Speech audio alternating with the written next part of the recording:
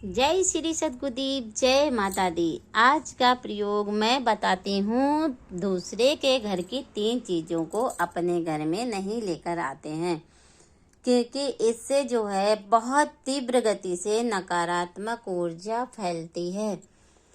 उसके लिए क्या करना है, पहले सर्वप्रथम है कि किसी के घर की चप्पल और जूता जो है लेकर के नहीं आते हैं।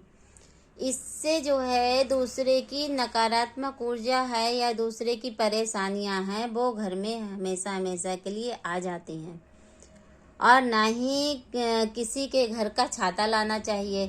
छाता से भी यही काम है कि किसी की परेशानियां हैं जो यानी कि जिसके सर पर परेशानियां हैं। जैसे छाता जो है अगर बरसात में हमारे क्या काम आता है कि पानी को गिरने से बचाता है, ठीक, तो वो उसको गिरने के बचाता है जो छाता लेकर के आया है।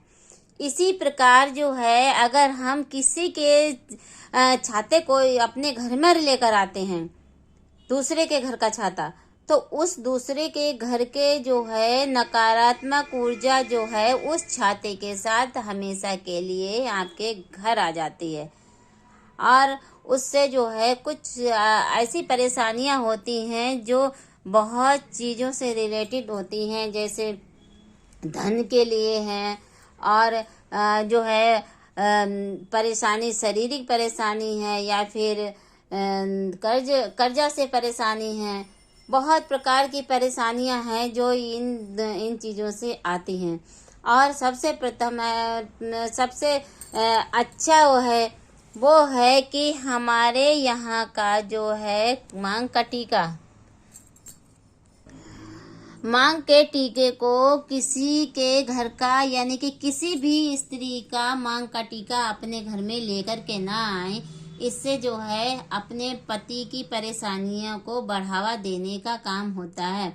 यानी कि अगर हम किसी के मांग के सिंदूर या किसी की बिंदी या किसी की चूड़ी, सुहाग का सामान किसी का इस्तेमाल करते हैं या फिर लेकर आते हैं घर में किसी दूसरे का, तो हम अपने पति की परेशानियों को बढ़ाते हैं। वो कैसे? वो इस प्रकार है क्योंकि जो है हम जो किसी भी हमारा पति है, अगर कोई बीमार है, बहुत परेशान है किसी भी प्रकार के, जैसे कोई रोग है या फिर उसको कोई भी उसके ग्रह खराब हैं, तो वो जो है हमारे पति, हम किसी का इस्तेमाल सुहाग का सामान करेंगे, जैसे टीका वगैरह है या और कोई चीज़ है, तो ये चीज़ इस्तेमाल करेंगे तो वो चीज़ जो है हमारे पति के अंदर प्रवेश हो जाएगी।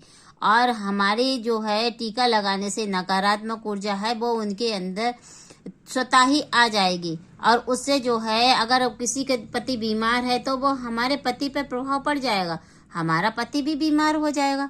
इसीलिए हम कहते हैं कि ये चीज़ें जो है शिव पुराण से जुड़ी हुई हैं।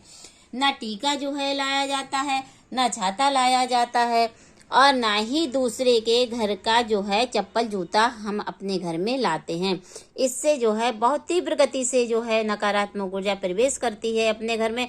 इसलिए इन चीज़ों से बचें और हमेशा ही इस बात का ध्यान रखें, कभी भी किसी की पहनी हुई चीज़ यानी कि जूता चप्पल जो है वो अपने घर में ना लेकर के आए, ना किसी को दें।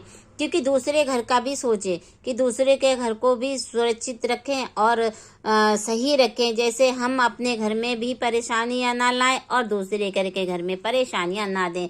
इसलिए ये चीज़ें दूसरों को भी ना दें। और अगर आपके सुहाग का कोई सामान लेना चाहता है तो स्वतः ही उससे कह दें कि हम ये चीज़ आपको नहीं देंगे, क्योंकि ये चीज़ जो है हम अपनी चीज़ किसी को नहीं देते हैं, ना मांग का टीका देते हैं, ना सिंदूर देते हैं, और ना ही मैं अपनी चूड़ियाँ यानी कि मैं अपने सुहाग का सामान का बंटवारा नहीं करूँगी और ना ही मैं किसी को दूंगी। इसलिए इन चीज़ों का मना किया जाता है। अगर आपको अच्छा लगे तो लाइक, सब्सक्राइब और शेयर जरूर कीजिएगा मेरे चैनल को।